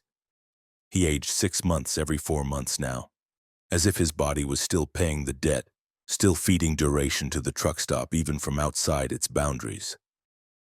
Within 3 years, Daniel looked 65 despite being only 44.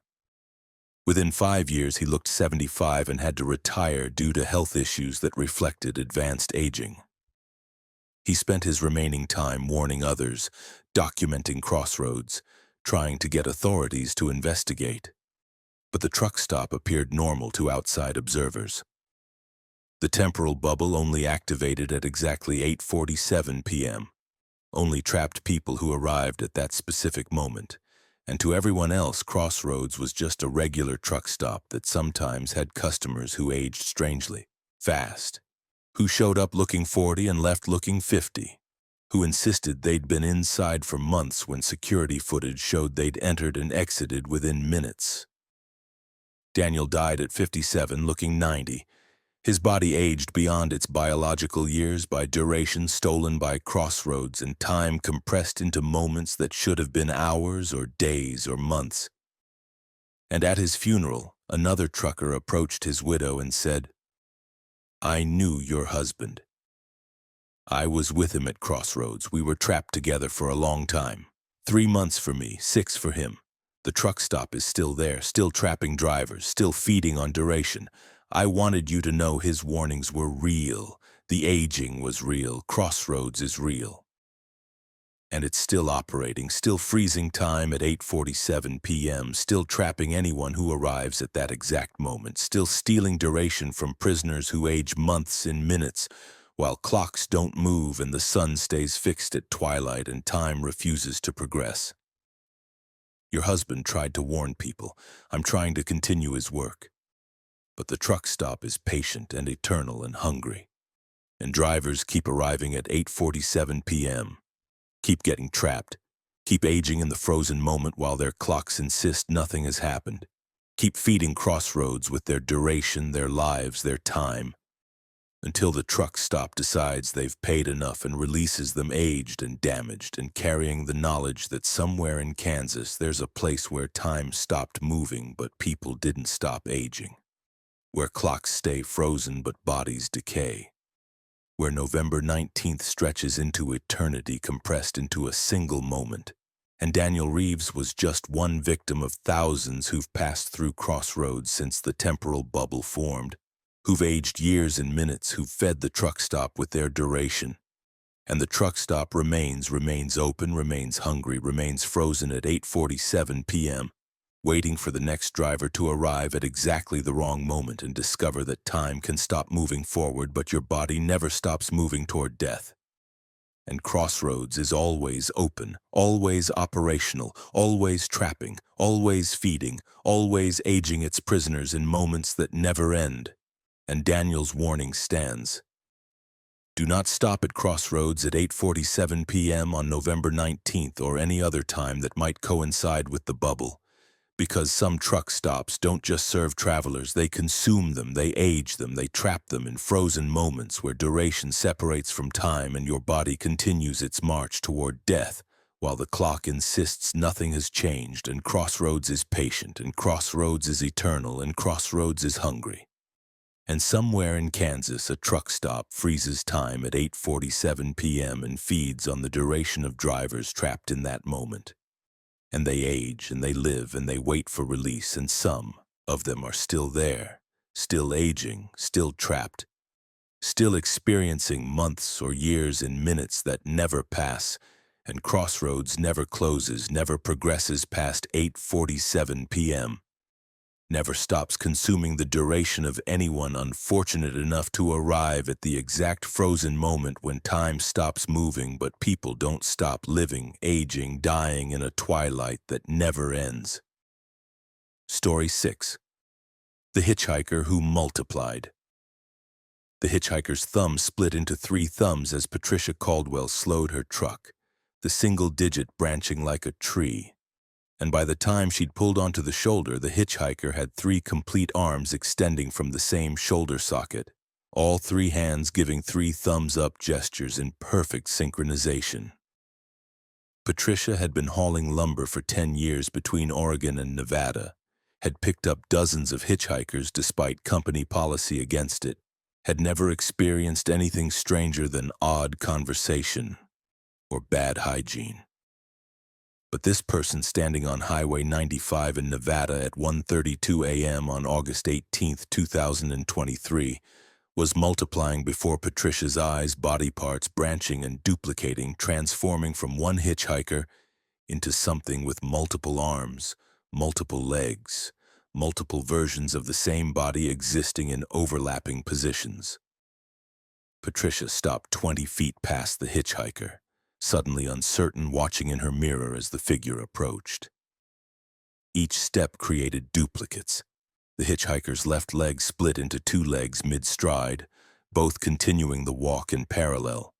And then the right leg split, creating 4 legs total, all moving in coordinated rhythm.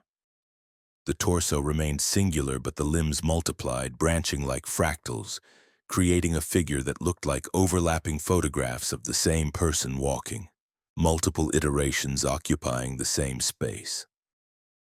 The hitchhiker reached Patricia's passenger door and knocked with 6 hands simultaneously, each hand occupying slightly different spatial positions, but all making contact with the door panel.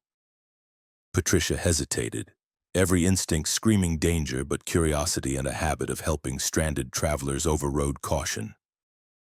She unlocked the door. The hitchhiker climbed in, and climbing involved 12 legs, 18 arms, more body parts than should fit through the door. But somehow they all folded through the opening, compressing and overlapping until the hitchhiker sat in the passenger seat looking relatively normal. 2 arms, 2 legs, 1 head. Except the head was flickering, shifting between multiple positions, creating an after-image effect like looking at someone who couldn't hold still. "Thanks for stopping," the hitchhiker said with 3 mouths, the voices overlapping slightly out of sync. "I've been trying to get a ride for days. Most drivers see me and just accelerate. You're the first one to stop." Patricia's hands were rigid on the steering wheel. "What are you?" "Complicated question. I'm experiencing severe temporal spatial fragmentation. I exist in multiple states simultaneously. Past, present, future, all overlapping. From your perspective, I'm multiplying. From my perspective, I'm experiencing all possible versions of myself at once. I stepped in front of a particle accelerator experiment 2 weeks ago.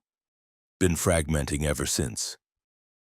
As the hitchhiker spoke, more duplicates appeared, filling the passenger seat with overlapping bodies that were all the same person but at slightly different moments, different positions, different states.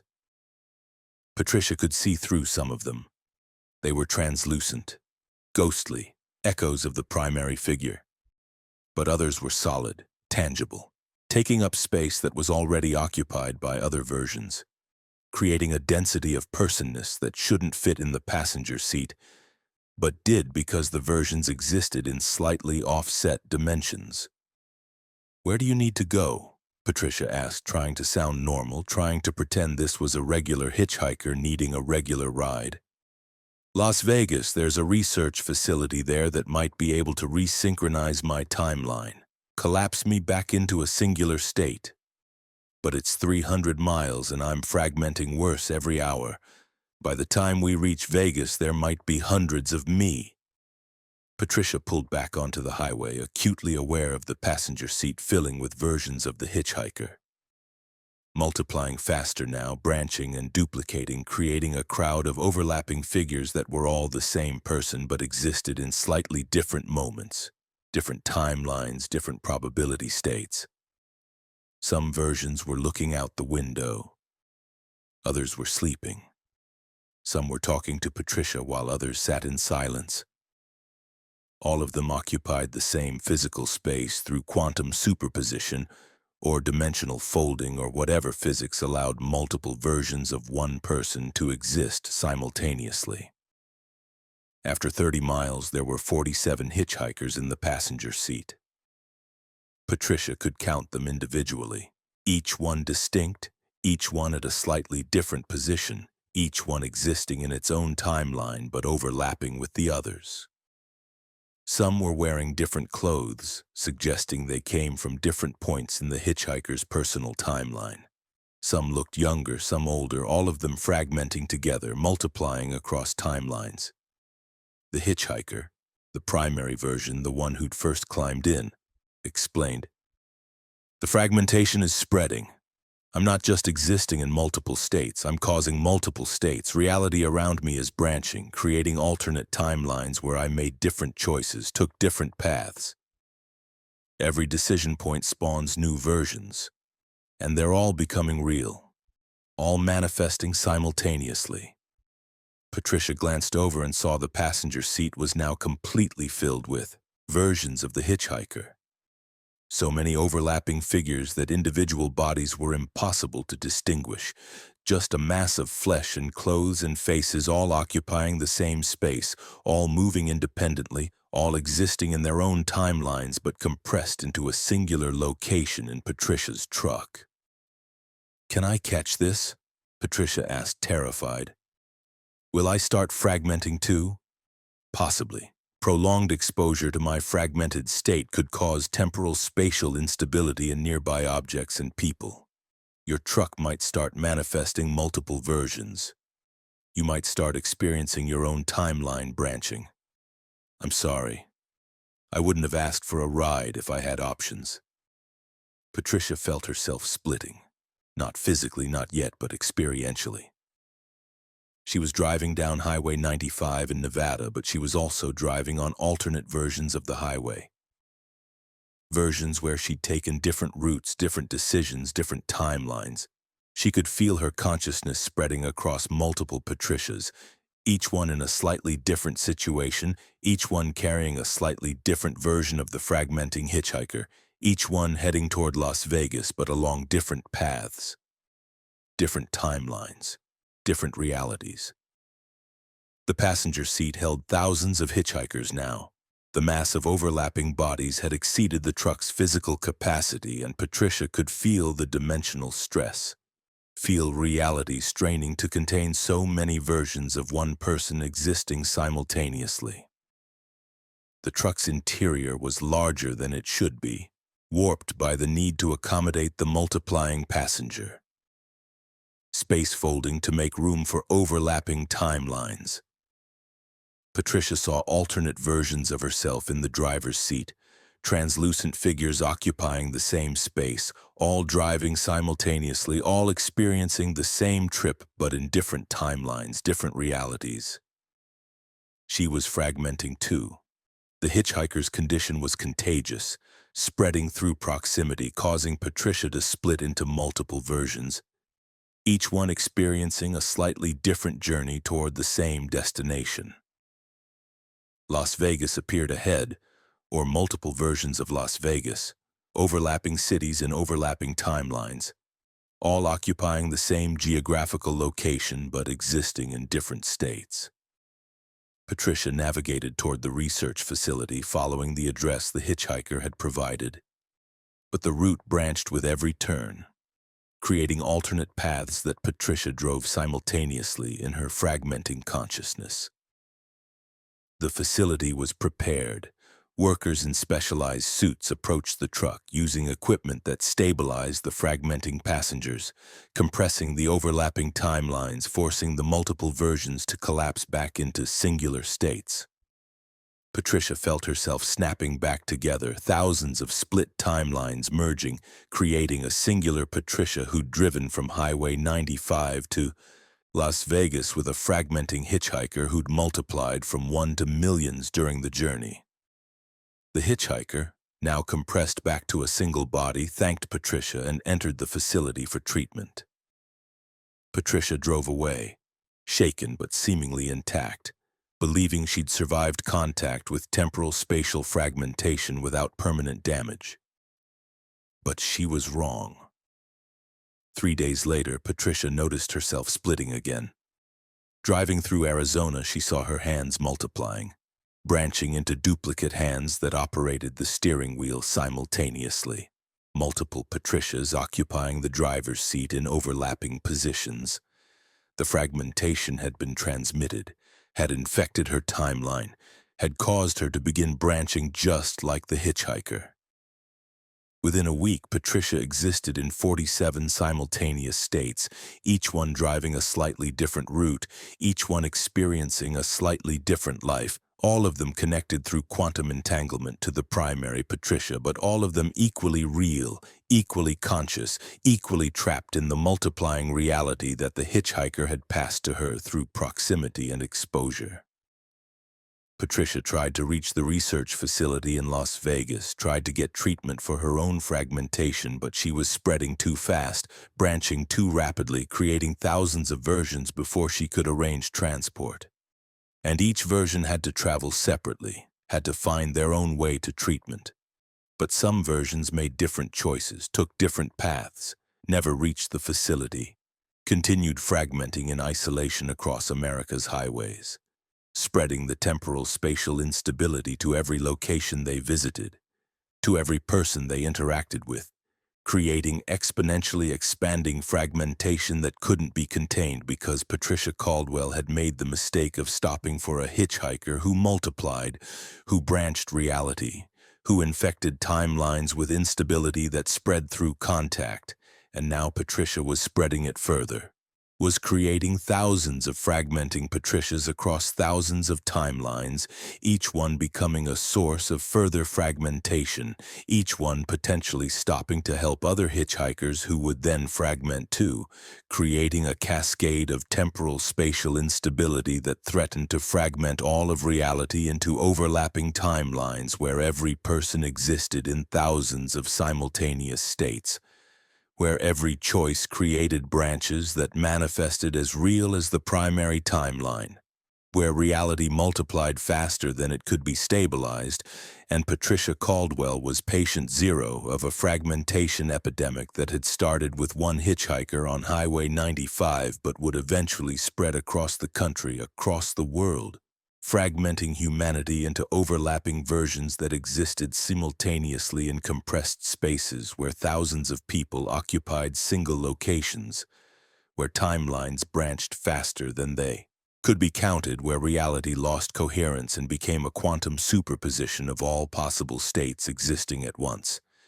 And it all began with Patricia stopping her truck, opening her door, letting the fragmenting hitchhiker climb in, making one choice that branched into billions of choices across billions of timelines. And Patricia existed in all of them, driving, fragmenting, spreading, multiplying, becoming thousands of versions of herself that would never collapse back into one, that would continue branching forever, creating more Patricias with every decision, with every turn, with every mile driven across highways that were themselves fragmenting, that were branching into alternate routes, alternate realities, alternate Americas, where Patricia Caldwell drove in thousands of trucks carrying thousands of versions of lumber toward thousands of destinations that all existed simultaneously in the fragmenting reality she'd inherited from a hitchhiker who'd asked for help, who'd needed a ride, who'd transmitted temporal spatial instability like a virus. And Patricia was contagious now, was spreading fragmentation to everyone she passed, every truck stop she visited, every scale she crossed, every highway she drove, and reality was multiplying because of her. Was branching exponentially, was becoming thousands of overlapping worlds where Patricia Caldwell drove forever in infinite versions across infinite timelines. And the fragmentation never stopped, never reversed, never collapsed back into singular states, but only multiplied, only branched, only spread across reality like cracks in glass, breaking existence into overlapping fragments where every possible version of every possible moment existed simultaneously. And Patricia had caused it all by stopping for a hitchhiker, by opening her door, by making the one choice that would fragment into infinite choices across infinite timelines. And now she drove them all, experienced them all, existed in them all. Patricia Caldwell multiplied into infinity, forever fragmenting, forever branching, forever spreading the instability she'd contracted from a hitchhiker on Highway 95 who'd needed help. And got it, and in exchange had given Patricia the gift of existing everywhere at once, of experiencing every possible version of herself simultaneously, of fragmenting across timelines until Patricia Caldwell wasn't one person anymore, but was all possible Patricias that could ever exist. And they all drove, and they all fragmented, and they all spread the instability further, and reality branched and multiplied and fragmented and collapsed into quantum superposition, where everything was everything, and Patricia was infinite. Story 7. The Delivery to Nowhere. Frank Morrison's GPS showed the delivery address as existing in 17 different locations simultaneously, all of them in the same geographical coordinates, but displaced across dimensional axes that shouldn't exist. His Volvo VNL was carrying machine parts from Chicago to a facility in rural Michigan, but the facility appeared on his GPS screen as occupying multiple positions: inside a lake, underground, 200 feet in the air, and several other locations that made no spatial sense. The delivery was scheduled for May 5, 2023 at 3 p.m., and Frank had accepted the job because it paid triple normal rates for what seemed like a straightforward haul. But now, approaching the coordinates at 2:45 p.m., Frank realized why the pay was so high. He was delivering to a location that didn't exist in normal three-dimensional space. Frank had been trucking for 15 years, had delivered to some unusual locations: underground bunkers, military facilities, research stations in the middle of nowhere, but never to an address that occupied 17 simultaneous positions across dimensional space. His GPS was having a breakdown trying to display the destination, the screen flickering between different map views, different elevations, different realities where the same coordinates meant different things. The road ended at a gate. Beyond the gate, Frank saw multiple versions of the delivery facility overlapping. Buildings that occupied the same space but existed in different dimensions, visible as translucent structures layered over each other, all of them real but none of them fully present in Frank's three-dimensional reality. The gate guard approached Frank's window, looking normal except for the fact that Frank could see through him, could see the guard existing in multiple states simultaneously, solid and translucent at once. "Delivery for Meridian Research?" the guard asked. "Yeah, machine parts. But I'm confused about where exactly I'm supposed to unload. Your facility is..." Frank gestured at the overlapping buildings. "It's in multiple locations." "All of them," the guard explained. "Meridian Research operates in 17 dimensions simultaneously. The facility exists in your dimension and 16 others, all occupying the same coordinates but offset into parallel spaces. Your delivery needs to be unloaded in all 17 dimensions. The parts will be split during the dimensional transfer process." Frank's head hurt trying to process this. "How do I unload in 17 dimensions? I've got one truck in one dimension." "Drive through the gate. The transfer field will handle the dimensional splitting." Your truck will exist temporarily in all 17 dimensions, allowing unloading in each. You'll experience minor temporal spatial disorientation, but the process is safe. Mostly. Frank hesitated, but the pay was too good to refuse, and he'd signed contracts that required delivery completion. He pulled through the gate. Reality fractured. Frank experienced himself driving through 17 different versions of the facility simultaneously, each one in a different dimensional space, each one slightly different in structure and layout, but all of them occupying the same base coordinates. His truck was in all 17 dimensions at once, existing in quantum superposition, physically present in 17 parallel realities. Workers approached from all 17 dimensions, people who existed in their respective spaces, translucent to Frank because they weren't fully in his dimension but were real in their own. They began unloading his cargo, each dimensional version taking their share, splitting the machine parts across the 17 realities until Frank's trailer was empty in all dimensions simultaneously. The process should have taken 10 minutes. But Frank experienced it as 17 simultaneous 10-minute periods, his consciousness split across dimensional spaces, aware of all 17 unloading processes happening at once but in different contexts, different environments, different versions of the same basic activity. Time fractured along with space. Frank aged 17 times 10 minutes, nearly 3 hours of experience compressed into 10 minutes of universal time. When the unloading completed, the workers signaled that Frank could leave. He pulled back through the gate, expecting to return to normal three-dimensional space, expecting reality to reconsolidate into singular experience. It didn't. Frank was still split across 17 dimensions. His truck occupied 17 parallel spaces simultaneously, each one visible to Frank, each one equally real. He could see 17 different roads ahead, variations of the Michigan highway he'd arrived on, but each one slightly different, leading to slightly different destinations in slightly different Americas that existed in parallel dimensional spaces. Frank tried to call dispatch, but his phone existed in 17 dimensions too, connecting to 17 different versions of his dispatcher, all of them confused by Frank's situation, all of them insisting he should be in only one dimension, none of them able to explain how he'd return to singular existence. He drove, or rather 17 versions of Frank drove 17 trucks down 17 highways in 17 dimensions, all of them experiencing the same basic journey but with variations, different traffic patterns, different weather, different road conditions across the dimensional spread.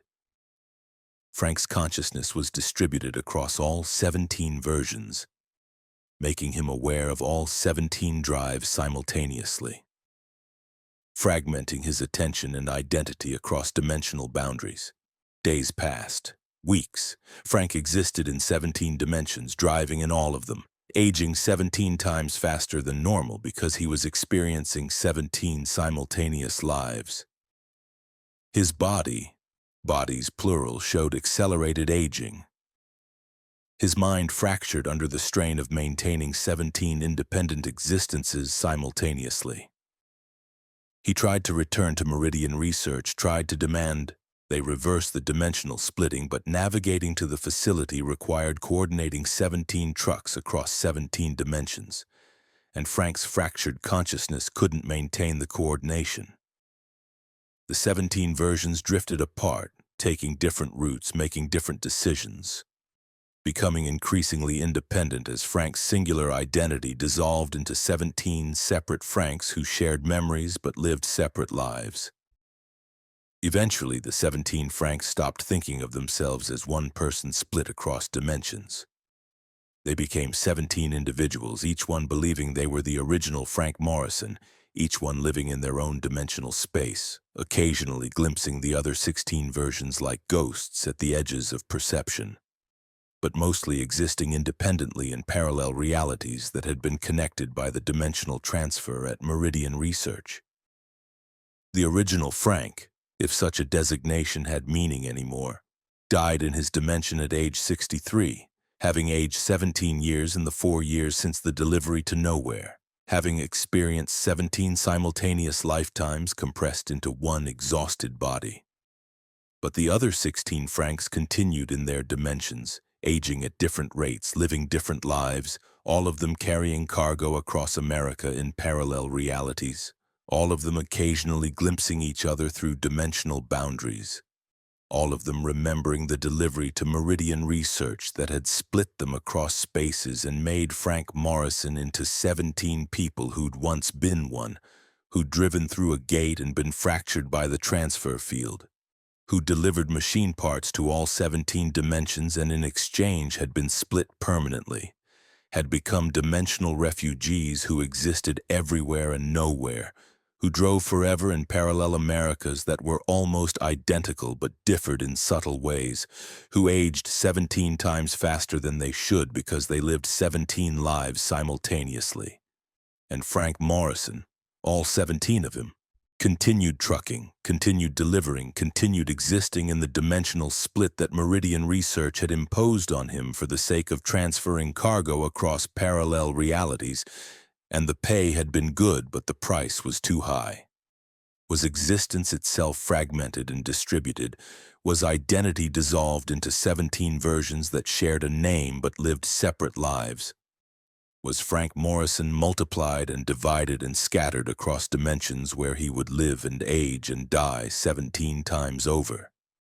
Each death experienced by one version while the other 16 continued, until eventually all 17 Franks were gone and only the memory of dimensional splitting remained. Only the warning that some deliveries required more than driving to a location and unloading cargo. Some deliveries required your existence to be fractured and distributed across dimensional spaces.